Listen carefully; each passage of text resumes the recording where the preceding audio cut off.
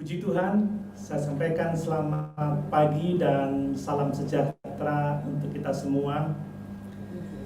Kami terus berdoa kiranya jemaat selalu dalam keadaan yang baik, sehat dalam perlindungan Tuhan Allah kita yang besar. Puji Tuhan, mari pada kesempatan ini kita akan bersama-sama belajar dari firman Tuhan yang terdapat di dalam surat Kolose pasal 1 ya. Kolose pasal 1 kita akan membaca ayat 24 sampai 27. Mari kita memperhatikan ayat-ayat ini. Kolose pasal 1 ayat 24 sampai 27, demikian firman Tuhan. LAI memberi judul perikop pelayanan dan penderitaan Paulus. Sekarang aku bersukacita bahwa aku boleh menderita karena kamu dan menggenapkan dalam dagingku apa yang kurang pada penderitaan Kristus untuk tubuhnya, yaitu jemaat. Aku telah menjadi pelayan jemaat itu sesuai dengan tugas yang dipercayakan Allah kepadaku untuk meneruskan firman-Nya dengan sepenuhnya kepada kamu, yaitu rahasia yang tersembunyi dari abad ke abad dan dari turunan ke turunan, tetapi yang sekarang dinyatakan kepada orang-orang kudus-Nya. Kepada mereka Allah mau memberitahukan betapa kaya dan mulianya rahasia itu di antara bangsa-bangsa lain, yaitu Kristus ada di tengah-tengah kamu, Kristus yang adalah pengharapan akan kemuliaan. Puji Tuhan. Bapak Ibu Saudara yang dikasihi oleh Tuhan, ayat-ayat ini menceritakan tentang pelayanan dan penderitaan Rasul Paulus. Kita tahu Paulus seorang pelayan yang sungguh-sungguh melayani Tuhan, dan dalam pelayanannya dia banyak menderita. Dia melayani dengan sungguh-sungguh seperti yang dikehendaki oleh Tuhan. Itu sebabnya saudara, saya mau memberi tema khotbah ini dengan judul menjadi pelayan Kristus yang baik. Mengapa? Sebab dari ayat-ayat ini kita melihat bagaimana Rasul Paulus melayani dengan baik. Rasul Paulus telah menjadi teladan bagi kita, bahwa melalui pelayanannya Rasul Paulus telah memuliakan Tuhan yang dilayaninya. Memuliakan Tuhan dengan segala apa yang terjadi dalam hidup dan pelayanannya. Saya berharap bahwa tidak ada seorang pun di antara kita yang berpikir bahwa tema ini hanya cocok untuk para pendeta atau cocok untuk para penginjil, para pekerja gereja, atau cocok untuk orang-orang yang sedang belajar di dalam pendidikan teologi. Saudara, ayat-ayat ini cocok untuk setiap orang yang percaya kepada Tuhan, sebab setiap orang percaya adalah pelayan Kristus. Setiap orang percaya adalah hamba-hamba Tuhan. Itu yang selalu saya tekankan dalam pemberitaan firman yang saya lakukan. Menjadi pelayan Kristus yang baik adalah menjadi perhatian setiap orang percaya. Sebab setiap orang percaya adalah pelayan Kristus, setiap orang percaya adalah hamba-hamba Tuhan. Jika Bapak Ibu Saudara sungguh-sungguh percaya kepada Tuhan Yesus Kristus, menjadikan Dia Tuhan dan Juru Selamat Bapak Ibu Saudara secara pribadi, maka Bapak Ibu dan Saudara adalah pelayan Kristus sama seperti Rasul Paulus. Saudara dan saya adalah pelayan-pelayan Tuhan, hamba-hamba Tuhan. Hanya yang membuat beda adalah bahwa saya pendeta dan Bapak Ibu Saudara bukan pendeta. Kita memiliki pelayanan dengan fokus yang berbeda-beda. Tetapi pada hakikatnya setiap orang percaya, setiap anak Tuhan adalah juga hamba-hamba Tuhan. Saya membaca di dalam Kolose 1 ayat 23 dan 25 bahwa kata yang diterjemahkan sebagai pelayan adalah doulos. Doulos itu artinya hamba. Jadi setiap orang percaya adalah hamba-hamba Tuhan, doulosnya Tuhan. Dan sebagai hamba, Tuhan telah mempercayakan kepada kita karunia-karunia rohani untuk kita gunakan melayani Tuhan. Itu sebabnya setiap orang percaya, setiap anggota tubuh Kristus memiliki tugas pelayanan yang harus dikerjakan. Bapak Ibu, Saudara yang dikasihi oleh Tuhan, apakah Bapak Ibu Saudara sungguh-sungguh memikirkan bagaimana caranya kita bisa menjadi pelayan Kristus yang baik? Saya mau mengingatkan bahwa sebaiknya kita sungguh-sungguh memikirkan hal ini. Bagaimana kita bisa menjadi pelayan Tuhan yang baik. Dan kita harus sungguh-sungguh mengerjakan pelayanan yang baik kepada Tuhan dan jemaatnya. Kenapa? Sebab suatu hari nanti, saudara dan saya harus berdiri di hadapan tahta pengadilan Kristus untuk mempertanggungjawabkan apa yang telah dipercayakan Tuhan kepada kita untuk kita pakai melayani Dia dan tubuhnya. Coba kita baca di dalam Roma pasal 14 ayat yang ke-10. Roma pasal 14 ayat yang ke-10. Tetapi engkau,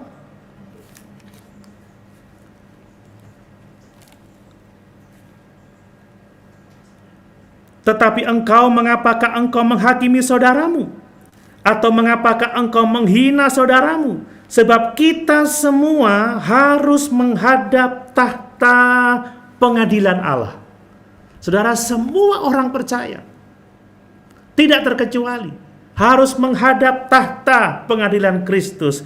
Kemudian perhatikan di dalam 2 Korintus pasal 5 ayat yang ke-10. 2 Korintus pasal 5 ayat yang ke-10. Ini ayat yang sangat penting untuk kita pahami. 2 Korintus pasal 5 ayat yang ke-10. Demikian firman Tuhan. Sebab kita semua harus menghadap tahta pengadilan Kristus, supaya setiap orang memperoleh apa yang patut diterimanya sesuai dengan yang dilakukannya di dalam hidup ini, baik ataupun jahat. Jadi sebagai orang-orang percaya, satu saat nanti Allah akan menghakimi kita. Allah akan menghakimi mengenai bagaimana kita menggunakan waktu yang Tuhan percayakan kepada kita. Apakah waktu hidup kita pakai untuk memuliakan Dia, untuk melayani Dia, untuk melayani tubuh Kristus? Atau kita hanya menggunakan waktu untuk diri sendiri, menjadi orang-orang yang egois, orang-orang yang mementingkan diri sendiri? Tuhan akan menghakimi kita tentang bagaimana kita mengelola uang kita, mengelola berkat-berkat yang Tuhan berikan kepada kita. Apakah kita menjadi orang-orang yang pelit, orang-orang yang tidak peduli pada pekerjaan Tuhan? Ini sesuatu yang akan terjadi, saudara. Tuhan akan menghakimi kita mengenai bagaimana bagaimana kita menggunakan karunia-karunia rohani yang telah dipercayakan kepada kita.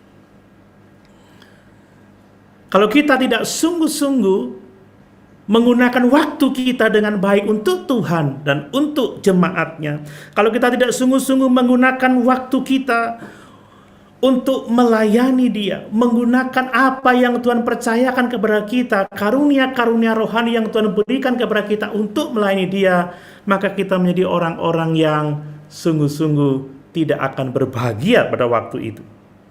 Bapak Ibu, saudara yang dikasihi oleh Tuhan, oleh karena setiap orang percaya adalah hamba-hamba Tuhan, maka mari kita sungguh-sungguh memikirkan dan melakukan untuk melayani Tuhan dengan baik sesuai dengan kehendak-Nya.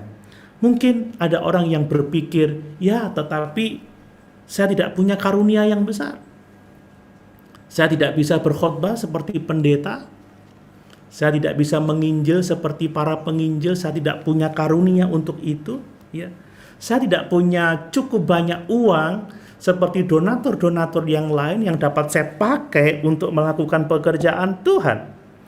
Jadi sesungguhnya saya tidak punya banyak sesuatu yang dapat saya pakai untuk melayani Tuhan dan jemaatnya. Kalau Bapak Ibu Saudara merasa seperti orang-orang yang seperti itu, maka saya harus mengingatkan supaya kita berhati-hati. Mengapa? Ingat perumpamaan tentang Tuhan yang memberikan talenta kepada hamba-hambanya untuk dikerjakan. Tuhan itu memberikan 5 talenta kepada seorang hambanya, 2 talenta kepada hamba yang lain, dan 1 talenta kepada hamba yang lain. Bapak Ibu bisa membaca di dalam Matius pasal 25 ayat 14-30. Dan kita membaca di sana bahwa seorang hamba dengan 5 talenta, dia mengerjakan talentanya dan menghasilkan 5 talenta lagi. Kemudian hamba dengan 2 talenta mengerjakan talentanya dan menjadi 2 talenta lagi. Tetapi hamba dengan 1 talenta, hamba yang merasa diberi sedikit ini hanya 1, hamba ini menyembunyikan talentanya, menyimpannya, dan mengembalikan kepada tuannya. Lalu apa yang terjadi, saudara? Tuan itu geram. Tuhan itu menyebutnya sebagai hamba yang jahat, sebagai hamba yang malas, hamba yang tidak berharga, dan pada akhirnya melemparkan hamba itu ke tempat di mana ada gelap, di mana ada ratap dan kertak gigi. Jelas pesan dari perumpamaan ini adalah bahwa hamba dengan 1 talenta ada di dalam bahaya yang sangat besar. Kalau dia tidak menggunakan talentanya itu untuk melayani Tuhan. Demikian juga kalau kita merasa tidak memiliki banyak, kita merasa tidak punya karunia yang besar, sehingga kita tidak berbuat apa-apa untuk Tuhan, menyembunyikan talenta kita, menyembunyikan karunia-karunia pelayanan kita, menyembunyikan apa yang Tuhan percayakan kepada kita, tidak kita pakai untuk melayani Tuhan, maka kita ternyata adalah hamba-hamba yang malas, hamba-hamba yang jahat, hamba-hamba yang tidak berharga.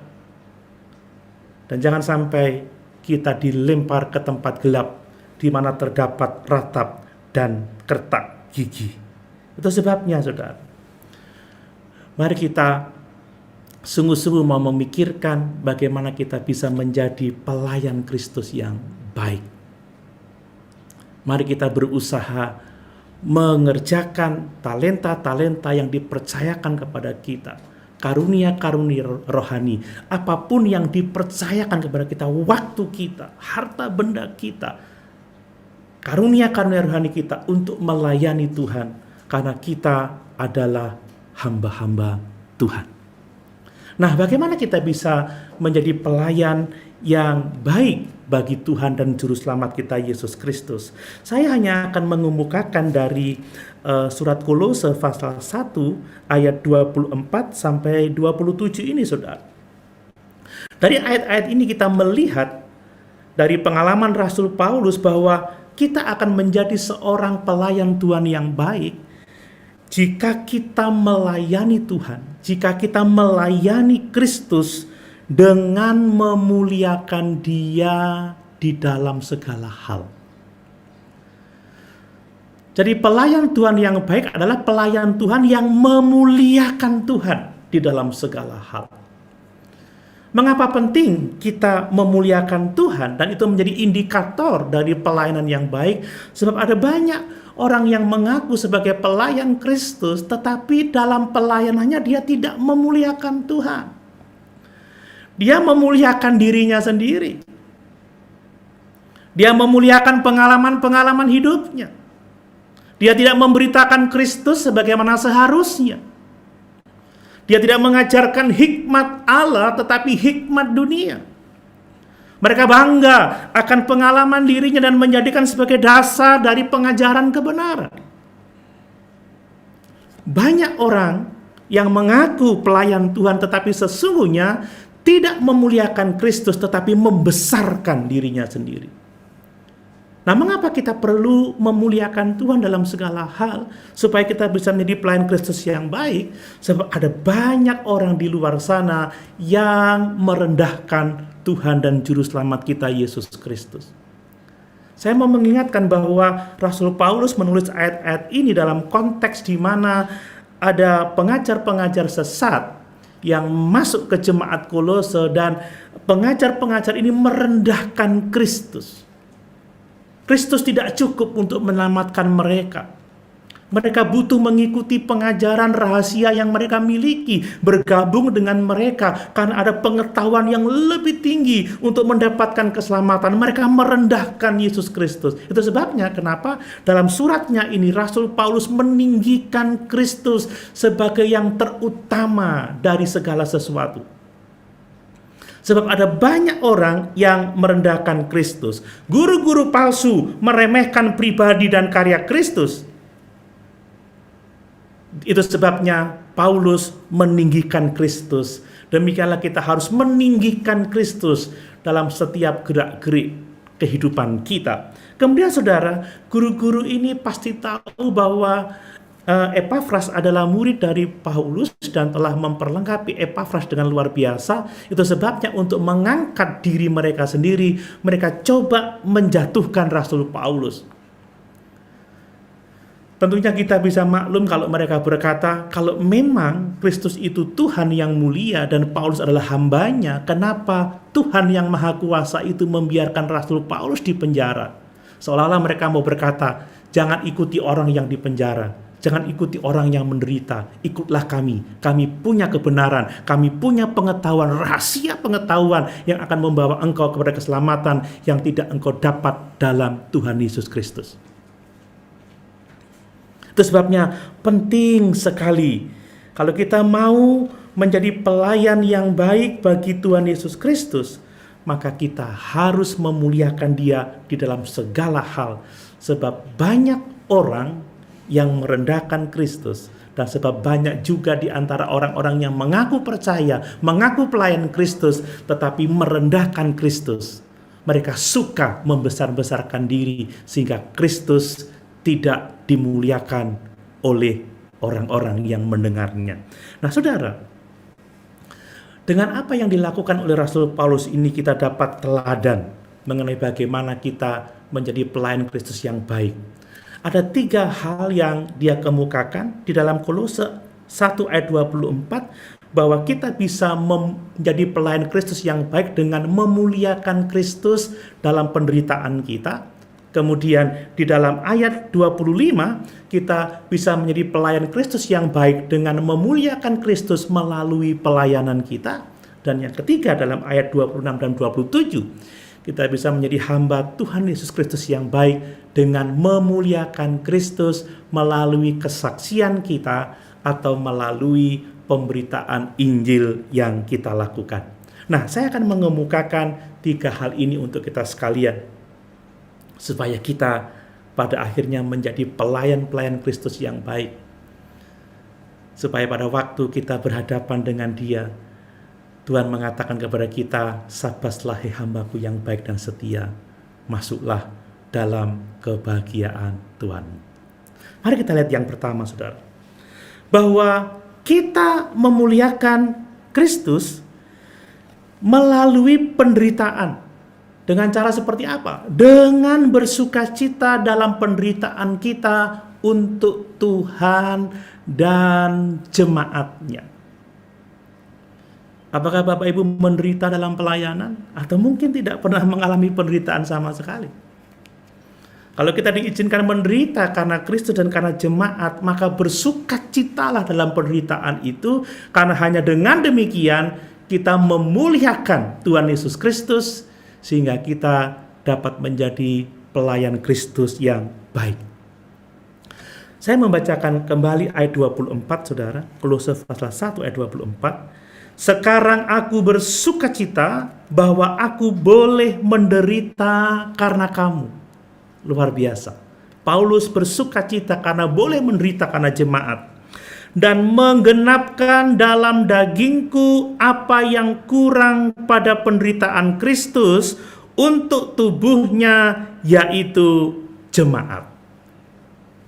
Saudara, ayat-ayat ini adalah ayat-ayat yang sulit dijelaskan tentunya, dan sulit untuk diterapkan. Mungkin kita bisa langsung mengerti ya saudara, tentang menderita untuk jemaat dan bersukacita dalam penderitaan untuk jemaat dan untuk Tuhan. Tetapi mengatakan bahwa penderitaan kita itu menggenapkan penderitaan Kristus yang kurang untuk jemaatnya, itu sesuatu yang sulit untuk dipahami. Namun demikian saya mau menyampaikan bahwa ayat-ayat yang sulit ini harus ditafsirkan dalam terang ayat-ayat yang jelas saudara, karena sesuatu yang sulit dalam Alkitab itu sudah tentu tidak akan bertentangan dengan ayat-ayat yang jelas. Nah untuk itu saya mau mengingatkan bahwa baik Rasul Paulus maupun kitab-kitab perjanjian baru tidak pernah mengatakan bahwa penderitaan Kristus untuk keselamatan kita, untuk pendamaian kita itu kurang. Paulus dan perjanjian baru mengatakan bahwa penderitaan Kristus untuk keselamatan kita orang-orang percaya itu sudah genap saudara, sudah lengkap. Tidak ada yang kurang dari penderitaan Kristus, mulai dari kelahirannya, pelayanannya, penderitaannya, bahkan sampai kematiannya di atas kayu salib. Penderitaan Tuhan itu cukup untuk menyelamatkan setiap orang yang percaya kepadanya. Perhatikan di dalam Yohanes pasal 19 ayat 30, pada waktu dia disalib, Tuhan Yesus berkata apa? Sudah selesai. Artinya semua karya keselamatan yang dilakukannya sudah selesai. Tidak perlu ada sesuatu pun yang ditambahkan pada apa yang telah dikerjakannya. Jadi pendamaian kita dengan Allah itu telah selesai dilakukan oleh Tuhan dan Juru Selamat kita Yesus Kristus. Nah, kalau kita mengingat dalam Kolose pasal 1 ayat 12 sampai 14, Rasul Paulus mengatakan bahwa di dalam Kristus kita telah mendapat bagian dalam apa yang telah ditentukan untuk orang-orang kudus dalam kerajaan terang. Kita telah diselamatkan, kita telah dilepaskan dari kuasa-kuasa kegelapan, dan bahwa kita telah dipindahkan dalam kerajaan anaknya yang terang, bahwa kita telah menerima penebusan dosa kita, yaitu pengampunan dari segala dosa. Jadi sudah selesai keselamatan kita. Kemudian dalam Kolose pasal 2 ayat yang ke-10, kita melihat di sana, coba kita baca, Kolose 2 ayat yang ke-10, demikian firman Tuhan, dan kamu telah dipenuhi di dalam Dia, Dialah kepala semua pemerintah dan penguasa. Luar biasa. Kita telah dipenuhi di dalam Kristus. Jadi karya Kristus untuk keselamatan kita itu sudah selesai. Itu sudah genap. Itu cukup. Tidak ada sesuatu pun yang perlu ditambahkan. Dan banyak ayat lain saudara ya, baik dalam tulisan Paulus maupun surat Ibrani, bahwa keselamatan kita telah selesai dikerjakan oleh Tuhan Yesus Kristus. Penderitaannya telah cukup untuk mendamaikan kita dengan Allah Bapa. Jadi ayat ini tidak berarti bahwa entah bagaimana kita harus menambahkan sesuatu pada penderitaan Kristus untuk keselamatan kita. Tidak. Tidak sama sekali. Bahwa keselamatan yang diberikan kepada kita telah selesai dikerjakan oleh Tuhan Yesus Kristus di atas kayu salib. Nah, lalu bagaimana? Apa maksudnya ini? Nah, Bapak Ibu Saudara yang dikasihi oleh Tuhan, Rasul Paulus di sini tidak berbicara tentang keselamatan, tetapi tentang pelayanan. Ya. Jadi menambahkan apa yang kurang pada penderitaan Kristus ini tidak berbicara tentang keselamatan, tetapi tentang pelayanan. Saya memperhatikan dalam bahasa aslinya saudara, di dalam ayat itu tadi, bahwa kata yang diterjemahkan penderitaan itu ternyata dalam kata Yunani thlipsis ya. Thlipsis ini tidak digunakan untuk kata penderitaan yang lain, hanya satu kali ini aja, thlipsis. Thlipsis ini bukan suffering tetapi afflictions. Jadi kalau saya membaca di dalam bahasa Inggris ya, di dalam NIV, New International Version, itu adalah affliction, bukan suffering. Nah, affliction ini tidak menunjuk pada pengorbanan Yesus untuk keselamatan jiwa kita. tetapi menunjuk pada penderitaan karena pelayanan. Jadi jelas di sini bahwa yang dimaksud aku menambahkan apa yang kurang pada penderitaan Kristus untuk jemaat tidak dalam soal keselamatan, tetapi soal pelayanan. Apa sih maksudnya? Saya harap Bapak Ibu bisa bersabar, saya akan menjelaskan hal ini karena ini penting, saudara. Mari perhatikan bahwa Paulus pertama-tama mengajarkan bahwa sebagai pengikut Kristus, kita ini harus menderita sebab kita adalah miliknya. Kita ini harus menderita sebab kita ini diidentifikasikan dengan Kristus. Coba kita baca dalam Yohanes pasal 5 ayat 20 sampai 21. Yohanes pasal 5 ayat 20 sampai 21. Ya. Maaf, pasal 15 maksud saya. Yohanes pasal 15 ayat 20 sampai 21. Ingatlah apa yang telah kukatakan kepadamu. Seorang hamba tidaklah lebih tinggi daripada tuannya. Jikalau mereka telah menganiaya aku, mereka juga akan menganiaya kamu. Jikalau mereka telah menuruti firman-Ku, mereka juga akan menuruti perkataanmu. Tetapi semuanya itu akan mereka lakukan terhadap kamu karena namaku, sebab mereka tidak mengenal Dia yang telah mengutus aku. Jadi, sebagai orang percaya, kita akan menderita karena kita diidentifikasikan dengan Kristus. Jadi mereka menganiaya jemaat itu karena nama Tuhan. Sebab mereka tidak mengenal Tuhan. Seorang hamba tidak akan lebih tinggi daripada tuannya. Kalau Yesus menderita penganiayaan, maka murid-muridnya, maka para pengikutnya juga akan menderita. Jadi pertanyaannya, saudara, kalau kita nggak mau menderita untuk Tuhan, jangan-jangan kita bukan miliknya.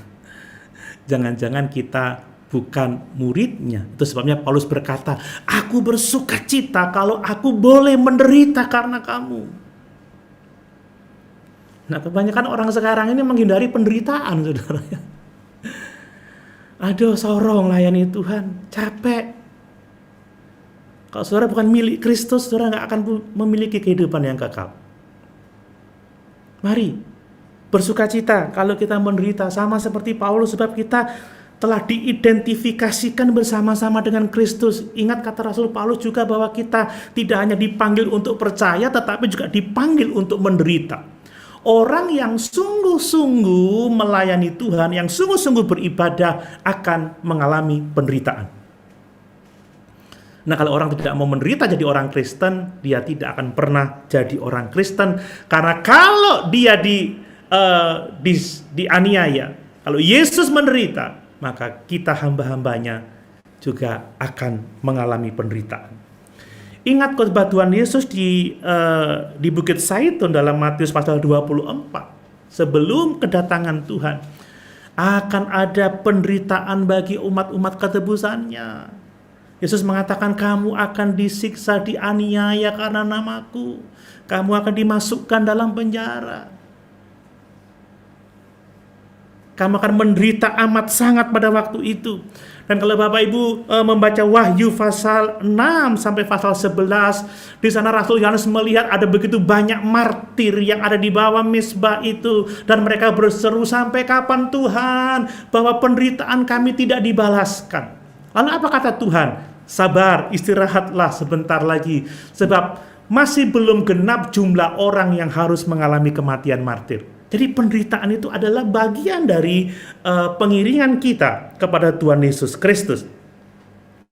Jadi ada pengertian di mana penderitaan Kristus harus diselesaikan oleh tubuhnya. Oleh kita, oleh saudara dan saya. Ayat-ayat ini keras, saudara. Tetapi kalau Bapak Ibu Saudara tidak mau menderita untuk Kristus, Bapak Ibu Saudara bukan milik Kristus. Bukan hamba-hamba Kristus.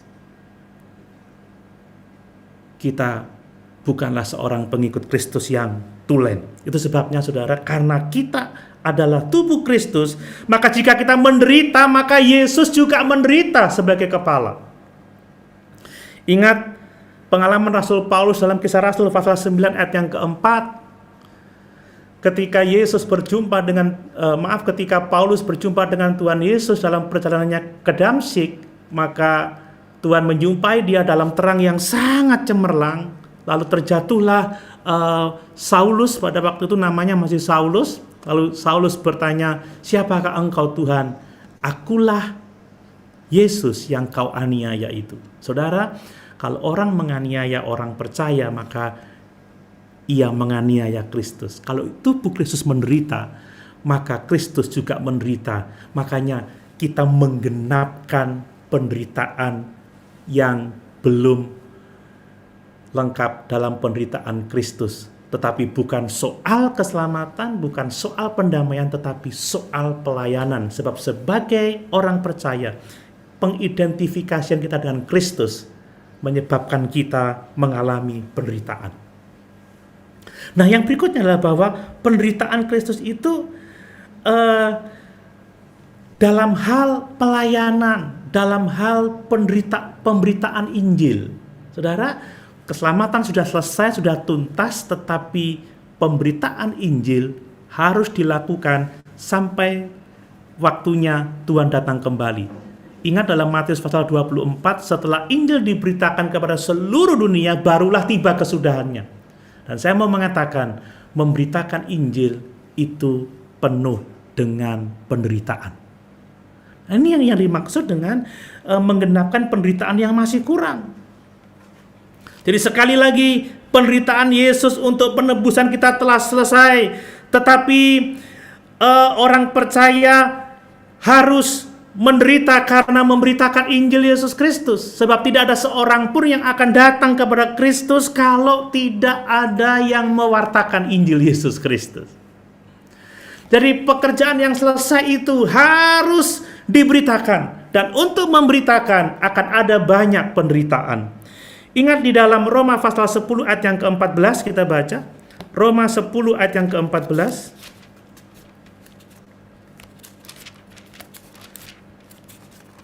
Demikian firman Tuhan. Tetapi bagaimana mereka dapat berseru kepadanya jika mereka tidak percaya kepada Dia? Bagaimana mereka dapat percaya kepada Dia jika mereka tidak mendengar tentang Dia? Bagaimana mereka mendengar tentang Dia jika tidak ada yang memberitakannya? Jadi Injil harus diberitakan, dan untuk memberitakan Injil, saudara, akan ada banyak penderitaan.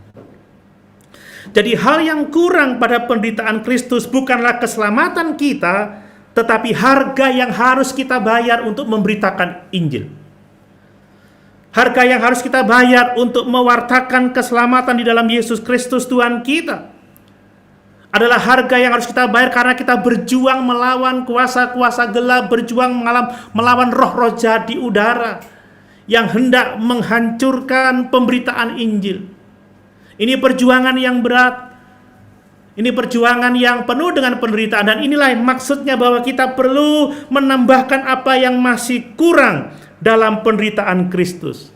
Jadi kalau kita mau menjadi pelayan Kristus yang baik, Bapak Ibu Saudara sekalian, kita harus bersukacita dalam penderitaan kita untuk Kristus, karena kita adalah milik kepunyaannya. Kalau Tuhan kita menderita, maka kita pun akan menderita di atas muka bumi ini, sebab orang tidak mengenal siapa Kristus. Kalau kita adalah orang-orang percaya dan pelayan Kristus, mari kita rela menderita. Untuk apa? Untuk memberitakan karya keselamatan yang telah dikerjakannya bagi kita. Orang tidak akan percaya kalau tidak ada yang memberitakan Injil. Dan dibutuhkan orang-orang yang mau menderita untuk memberitakan Injil Yesus Kristus. Itu sebabnya saudara, jangan pernah undur dari pelayanan karena penderitaan. Baik penderitaan itu datangnya dari luar maupun dari dalam. Ya, mungkin masih mudah lah kalau kita menderita tantangan dari luar ya. Mungkin kita dianiaya, ya dipersekusi dan lain sebagainya, kita masih dapat tekun. Tapi bagaimana kalau orang dalam ya tidak mendukung, kerjanya ngeritik terus, kita udah kerja keras tapi disalahkan terus. Ya tidak ada orang yang support, yang seharusnya tubuh Kristus menopang tapi justru malah merongrong misalnya, memang itu berat. Makanya saya juga melihat ada juga pendeta-pendeta yang undur karena penderitaan. Ada banyak jemaat yang undur dari pelayanan loh saudara ya. Kalau ditugaskan ibu gembala atau ditugaskan pendetanya untuk mengerjakan satu pelayanan, ada aja alasannya. Ah enggak om, enggak tante. Aduh saya tidak dipanggil untuk itu. Saya tidak bisa melakukannya. Aduh berat. Banyak orang yang hanya karena salah paham, hanya karena aturan, kemudian undur dari pelayanan pekerjaan Tuhan. Apalagi dalam masa-masa pandemi seperti ini saudara ya. Orang-orang yang memang tidak setia lebih senang karena pandemi tidak harus ke gereja, tidak ada yang meminta dia datang ke gereja. Tapi ingat saudara, kalau kita adalah tubuh Kristus, milik Kristus, kita hamba-hamba Kristus, kita akan menderita karena kita miliknya dan karena kita harus menderita untuk melakukan pelayanan pemberitaan firman Allah, untuk melebarkan kerajaan Allah di atas muka bumi ini. Kita akan menjadi pelayan Kristus yang baik kalau kita mau memuliakan Dia dalam penderitaan kita, yaitu saat kita bersukacita. Bersukacita karena kita menderita karena Kristus, bersukacita karena kita menderita sebab melayani Tuhan dan jemaatnya. Jangan pernah undur. Kalau itu hanya karena alasan penderitaan, karena memang kita tidak hanya ditetapkan untuk percaya, tetapi ditetapkan juga untuk menderita karena Kristus dan tubuhnya. Yang kedua, saudara, bahwa kita memuliakan Kristus dalam pelayanan kita. Dengan cara apa? Kita melayani Tuhan sesuai dengan panggilan kita dan di dalam kekuatan kuasa Roh-Nya. Ini yang harus kita pahami, saudara. Mari kita baca lagi ayat yang ke-25, saudara. Kolose pasal 1 ayat yang ke-25. Aku telah menjadi pelayan jemaat itu sesuai dengan tugas yang dipercayakan Allah kepadaku untuk meneruskan firman-Nya dengan sepenuhnya kepada kamu. Saya mau memberi tekanan tentang Paulus mengatakan, aku menjadi pelayan jemaat itu dan keberhasilannya meneruskan firman-Nya dengan sepenuhnya kepadamu. Bapak Ibu Saudara yang dikasihi Tuhan, 2 kali Paulus mengatakan bahwa dia ditetapkan menjadi pelayan Kristus. Itu bukan kehendaknya, saudara. Itu bukan kemauannya. Pelayanan yang dia terima itu adalah hasil penetapan dari Tuhan. Paulus bukan seorang yang ingin menjadi Kristen, bukan seorang yang ingin melayani, mungkin ikut audisi pelayanan itu, tidak. Tapi dia ditetapkan, dia menjadi karena kehendak Allah. Coba baca dalam Galatia 1 ayat yang ke-15 supaya kita lebih paham tentang ini. Galatia 1 ayat yang ke-15 ditulis seperti ini. Ya, tetapi waktu Ia yang telah memilih aku sejak kandungan ibuku dan memanggil aku oleh kasih karunia-Nya. Jadi Paulus mengetahui bahwa dia dipanggil sejak dari kandungan, dia dipilih dan ditetapkan oleh Tuhan, bukan kehendaknya sendiri. Kalau Bapak Ibu membaca Kisah Rasul pasal yang ke-9, bisa mengetahui bagaimana panggilan Paulus. Yang waktu itu namanya masih Saulus. Waktu dia menuju ke Damsyik untuk menganiaya orang-orang percaya, untuk untuk memenjarakan pengikut Kristus, maka di tengah perjalanan Tuhan menjumpai dia dalam terang yang besar. Lalu Yesus berkata, Saulus, Saulus, mengapa engkau menganiaya aku? Saulus menjawab, siapakah engkau Tuhan? Maka jawab Yesus, akulah Yesus yang kamu aniaya itu. Tetapi bangunlah, perhatikan, tetapi bangunlah, masuklah ke kota itu dan akan diberitahukan kepadamu apa yang harus kamu lakukan. Rasul Paulus gak punya pilihan pada waktu itu. Dia hanya menerima penetapan. Lalu Tuhan berbicara kepada Ananias untuk datang kepada Saulus dan mendoakan dia supaya kebutaannya itu disembuhkan. Lalu Ananias sedikit keberatan. Bukankah dia seorang penganiaya jemaat? Untuk apa aku datang kepadanya? Lalu Tuhan Yesus berbicara di dalam Kisah Rasul pasal 9 ayat yang ke-15 sampai 16. Tetapi firman Tuhan kepadanya, pergilah, sebab orang ini adalah alat pilihan bagiku untuk memberitakan namaku kepada bangsa-bangsa lain serta raja-raja dan orang-orang Israel. Nah, begitulah cara Paulus menjadi pelayan jemaat, menjadi pelayan Injil. Perhatikan, dia bukan sukarelawan loh saudara ya, tetapi dia adalah seorang yang ditetapkan. Kalau dalam istilah militer, dia itu wajib militer saudara ya, tidak punya pilihan, harus saudara. Ini bukan istilahnya pilihan yang Rasul Paulus buat, ini adalah pilihan Tuhan. Jadi dia yang disalibkan itu Yesus Kristus menjumpai Paulus dan menetapkan dia untuk menjadi rasul baginya. Jadi Rasul Paulus tidak bergabung atas kemauannya sendiri, tetapi dia bergabung karena direkrut oleh Tuhan dan Juru Selamat kita Yesus Kristus. Nah, mungkin saudara berpikir, nah, saya bukan seperti Rasul Paulus, saya tidak dipilih seperti Rasul Paulus. Tapi seperti saya katakan tadi saudara, setiap orang percaya adalah hamba Tuhan. Kita pun tidak punya pilihan seperti Rasul Paulus. Ya, kita tidak punya pilihan. Dia telah memanggil kita semua untuk melayani dia. Dengan apa? Dengan karunia-karunia rohani, dengan waktu, dengan sumber daya yang telah Tuhan percayakan kepada kita. Mungkin itu bukan panggilan seperti Rasul Paulus untuk menjadi rasul pemberita Injil, tapi saudara dipanggil melayani Tuhan sesuai dengan apa yang ada pada saudara. Saudara punya waktu, saudara punya keterampilan, saudara punya karunia rohani, saudara punya berkat-berkat yang harus saudara pakai untuk melayani Tuhan. Ya. Dan yang sungguh luar biasa, Rasul Paulus itu berhasil bukan karena kekuatannya, tetapi karena pertolongan Tuhan. Jadi kita akan memuliakan Kristus kalau kita menyadari bahwa pelayanan kita itu adalah ketentuan Tuhan, dan kalau kita melayani Tuhan dengan pertolongan Roh Kudus, bukan atas dasar kekuatan kita sendiri. Coba lihat dalam Roma 15 ayat 18 sampai 19. Roma 15 ayat 18 sampai 19.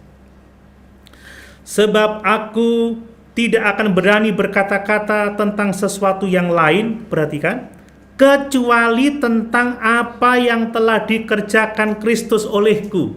Jadi apa yang dia kerjakan itu adalah pekerjaan Kristus, yaitu untuk memimpin bangsa-bangsa lain kepada ketaatan oleh perkataan dan perbuatan, oleh kuasa tanda-tanda dan mujizat-mujizat dan oleh kuasa Roh. Demikianlah dalam perjalanan keliling dari Yerusalem sampai ke Ilirikum, aku telah memberitakan sepenuhnya Injil Yesus Kristus, Injil Kristus. Jadi Paulus itu berhasil karena dia bersandar pada kuasa Roh.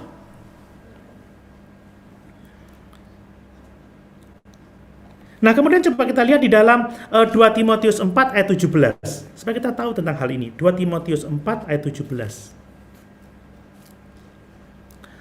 Tetapi Tuhan telah mendampingi aku dan menguatkan aku, supaya dengan perantaraan aku, Injil diberitakan dengan sepenuhnya, dan semua orang bukan Yahudi lepas dari mulut singa. Jadi dia katakan, oleh karena Tuhan telah mendampingi aku dan menguatkan aku. Ini menunjukkan bahwa pelayanan Paulus itu bergantung pada kuasa Roh Kudus, bergantung pada pendampingan Allah, bergantung pada kekuatan Allah yang diberikan untuknya bisa melayani Tuhan. Jadi Paulus memuliakan Tuhan sebab dia tahu bahwa dia dipilih oleh Tuhan untuk melayani dia, dan Paulus tidak melayani dengan pikirannya sendiri, dengan usahanya, dengan kekuatannya sendiri, tetapi dia melayani oleh karena dia bersandar pada kuasa Roh Kudus. Jadi saudara, maksud saya adalah betapapun Tuhan telah memberikan kepada kita karunia untuk melayani, kita tidak dapat memenuhi panggilan kita sehingga kita menyenangkan Tuhan kalau kita tidak bergantung pada pimpinan Roh Kudus. Seperti kata Tuhan Yesus Kristus, saudara, kalau kita sebagai carang tidak melekat pada pokok anggur itu, maka kita tidak akan berbuah. Jadi mari kita melihat diri kita sebagai alat-alat di tangan Tuhan untuk melayani Dia. Dan mari kita memandang diri kita bahwa tanpa Tuhan kita tidak akan mampu melayani Dia sesuai dengan kehendak Dia. Jadi kita akan menjadi pelayan Kristus yang baik kalau kita bersukacita dalam penderitaan kita untuk Kristus dan jemaatnya. Kita menderita karena kita milik kepunyaannya. Kita menderita karena kita melayani Dia untuk memberitakan sepenuhnya Injil Tuhan Yesus Kristus. Dan kita akan menjadi pelayan Kristus yang baik kalau kita memuliakan Dia dalam pelayanan kita. Kita menerima bahwa aku melakukan ini karena Tuhan telah menetapkan aku untuk melakukan ini. Dan bahwa aku melakukan ini oleh karena Tuhan mendampingi aku, Tuhan menguatkan aku, oleh karena Roh Kudus yang memberi kekuatan kepadaku. Berikutnya, yang ketiga, yang terakhir, saudara.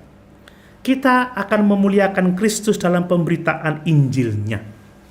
Saudara, tadi kita menjadi pelayan Kristus yang baik karena kita memuliakan Dia dalam penderitaan kita. Yang kedua, memuliakan Dia dalam pelayanan kita. Dan yang ketiga, kita memuliakan Dia dalam kesaksian kita, dalam pemberitaan Injil yang kita lakukan. Nah, saya akan membacakan kembali ayat yang ke-26 dan 27 dari surat Kolose pasal 1. Yaitu rahasia yang tersembunyi dari abad ke abad dan dari turunan ke turunan, tetapi yang sekarang dinyatakan kepada orang-orang kudusnya. Kepada mereka Allah mau memberitahukan betapa kaya dan mulianya rahasia itu di antara bangsa-bangsa lain, yaitu Kristus ada di tengah-tengah kamu, Kristus yang adalah pengharapan akan kemuliaan. Jadi saudara, pemberitaan kita akan memuliakan Kristus kalau yang kita beritakan itu adalah Kristus, saudara. Kristus yang adalah rahasia Allah. Di mana di dalam Kristus, orang-orang percaya menerima kehadiran Kristus, bahwa Kristus ada di tengah-tengah kamu, dan bahwa Kristus adalah pengharapan akan kemuliaan. Ada banyak orang yang mengatasnamakan dirinya pelayan Kristus, tetapi hanya memberitakan dirinya sendiri, memberitakan hikmat-hikmat dunia ini, tidak memberitakan Kristus. Ada banyak Injil-Injil palsu, tawaran-tawaran palsu, seperti Injil kemakmuran, Injil kesehatan, Injil kesuksesan. Makanya orang memiliki pengertian yang keliru soal penderitaan. Wah, kalau engkau ikut Tuhan, engkau akan sehat, engkau akan kaya, engkau akan kuat, engkau akan diberkati seperti Abraham kaya dan menjadi sangat kaya. Sehingga kalau orang Kristen menderita dikatakan, kamu tidak diberkati Tuhan. Sehingga kalau harus menderita, ini bukan rencana Tuhan. Padahal Alkitab mengatakan, kita ditetapkan untuk menderita. Kalau Tuhan menderita, hamba juga menderita. Orang yang mau beribadah harus mau menderita, saudara. Nah, menarik sekali bahwa Rasul Paulus menyebut Injil sebagai rahasia.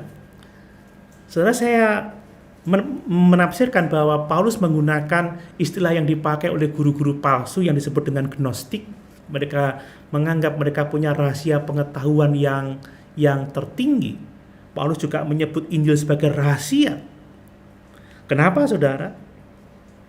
Rahasia bukan berarti bahwa sedikit orang yang mengetahuinya, tetapi yang sebelumnya tidak diketahui, tetapi di dalam Yesus dinyatakan kebenarannya melalui Injil.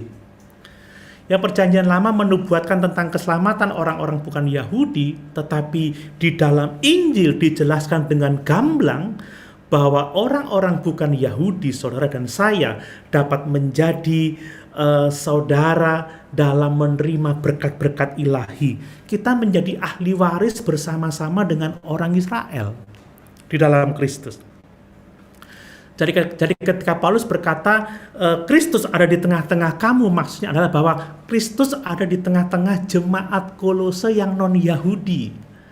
Kristus ada di tengah-tengah kita orang-orang percaya non-Yahudi. Saudara, ini adalah kebenaran yang sangat mulia. Dan saya khawatir kalau kita tidak menyadari kebenaran ini, saudara. Jadi sebelum Injil diberitakan, maka ada perbedaan antara orang Israel dan orang non-Israel. Orang Yahudi dan non-Yahudi. Non-Yahudi adalah warga kelas 2 di hadapan Tuhan. Bisa menjadi orang proselit, tetapi dalam ibadah-ibadah hanya bisa masuk di pelataran, ada pembatas. Kita tidak bisa masuk ke ruang yang lebih dalam seperti orang-orang Yahudi. Tetapi di dalam Kristus, saudara, tembok pemisah itu telah diruntuhkan, saudara. Bahwa orang Yahudi dan non-Yahudi bisa menjadi ahli waris dari kerajaan Yesus Kristus. Karena pemisah itu telah dirobohkan. Ini rahasia yang sangat besar. Ini yang harus kita beritakan bahwa di dalam Kristus, Kristus ada di tengah-tengah kita dan bahwa Kristus adalah satu-satunya pengharapan akan kemuliaan. Saya harap ini kita bisa memahaminya dan mensyukurinya, memuliakan Tuhan. Efesus 2 ayat 14 kita lihat. Efesus 2 ayat yang ke-14. Efesus 2 ayat yang ke-14. Karena dialah damai sejahtera kita yang telah mempersatukan kedua pihak dan yang telah merubuhkan tembok pemisah, yaitu perseteruan. Kemudian Kolose 3 ayat yang ke-11. Ya, Kolose 3 ayat yang ke-11. Dalam hal ini tiada lagi orang Yunani atau orang Yahudi, orang bersunat atau orang tak bersunat, orang barbar atau orang Skit, budak atau orang merdeka, tetapi Kristus adalah semua dan di dalam segala sesuatu. Kristus ada di dalam diri setiap orang percaya, bukan hanya kepada orang Yahudi tetapi kepada semua orang percaya. Dia ada di dalam kita.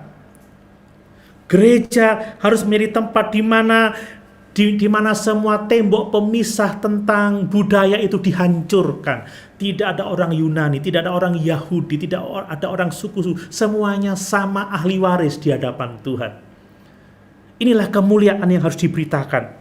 Ya, kita memuliakan Kristus berarti bahwa kita menyatakan kekayaan kemuliaan Kristus, bahwa di dalam Kristus, Kristus ada bersama-sama dengan kita di dalam Kristus.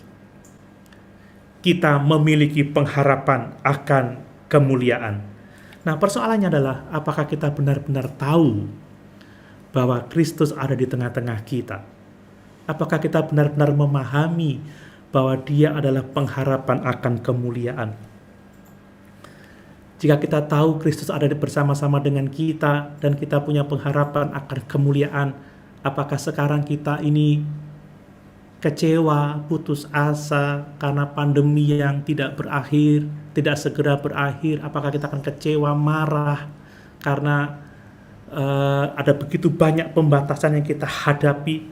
Kalau kita tahu bahwa kita telah ditakdirkan untuk mengalami kemuliaan bersama dengan Tuhan, apakah kita akan bersungut-sungut senantiasa? Tentunya tidak. Pada waktu doa pembukaan, kalau Bapak Ibu menyimak tadi dengan sungguh-sungguh, di situ dikatakan dalam doanya, di tengah-tengah penderitaan ini kami bersukacita karena kami memiliki pengharapan akan kekekalan. Jadi kalau kita tahu Kristus ada di tengah-tengah kita, bahwa kita akan bersama-sama dengan Dia dalam kemuliaan, kita nggak akan stres, saudara, kita nggak akan putus asa karena keadaan ini, sebab Immanuel, Kristus bersama dengan kita, sebab nanti kita akan dimuliakan bersama-sama dengan Kristus. Kita diberkati oleh Tuhan. Nah, kalau kita tahu bahwa Kristus ada bersama-sama dengan kita dan kita akan mewarisi kemuliaan dalam kerajaan surga, apakah kita akan menggunakan waktu kita untuk hal-hal dunia ini? Menggunakan sumber daya kita untuk hal-hal dunia ini? Apakah kita akan menyembunyikan talenta yang Tuhan berikan kepada kita? Ada banyak orang Kristen yang menggunakan banyak waktunya hanya untuk game, hanya untuk TikTok, hanya untuk film, hanya untuk apa yang tidak rohani. Baca Alkitab aja susah. Doa saja butuh dipaksa. Tidak ada kebaktian offline, haleluya. Online juga alasan jaringan. Ingat kata-kata pemazmur, hatiku bersuka cita kalau orang mengatakan mari ke rumah Tuhan. Nah, nanti minggu depan akan ada kebaktian tatap muka. Ini bagaimana semangat kita.